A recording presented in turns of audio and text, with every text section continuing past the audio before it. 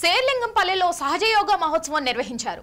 ఈ సందర్భంగా జూన్ 26 నుండి 30 వరకు నిర్వహించనున్న ప్రోగ్రాం కరపత్రాన్ని రాజయోగ రాష్ట్ర కమిటీ అధ్యక్షులు గౌరవ కృష్ణ సభ్యులు విడుదల చేశారు. ఈ సందర్భంగా పరమ పూజ శ్రీ మాతాజీ నిర్మలా దేవి స్థాపించిన సహజ యోగా కేంద్రాల గురించి చెప్పుకొచ్చారు. ఈ కార్యక్రమానికి విజయవంతం చేయాలని కోరారు.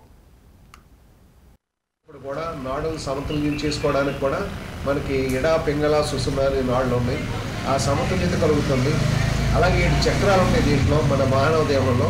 ఆ 7 చక్రాలు కూడా సరిచేయబడతాయి అన్నమాట. తద్వారా ఏమవుతుంది, ప్రథమంగా ఎవరైతే ధ్యానం చేస్తున్నారో ఈ అనుభూతితో వారి ఆరోగ్యం నెమ్మదిగా చేంజ్ కనిపిస్తుంది అన్నమాట. అలాగే వాళ్ళ మానసిక పరిస్థితి మారుతుంది, వాళ్ళ యొక్క ఆధ్యాత్మిక దృక్పథం మారుతుంది.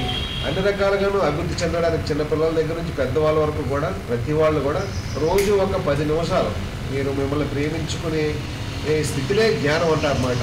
మిగిలినవి కూడా మీకు ఏమి అనుభూతి రాదు. ఎక్కడికైనా గుడికి వెళ్ళి ఎక్కడికెళ్ళినా మీకు ఏం తెలియదు. బట్ వేరే సహజయోగంలో ద డే 1 మీరేంటనేది మీకు స్పష్టంగా తెలిసే అవకాశం ఉందన్నమాట. అంటే మీరు హృదయపూర్వకంగా మీ మీద మీకు నమ్మకంతో చేసుకుంటే ఇది అంత అద్భుతమైన యోగం.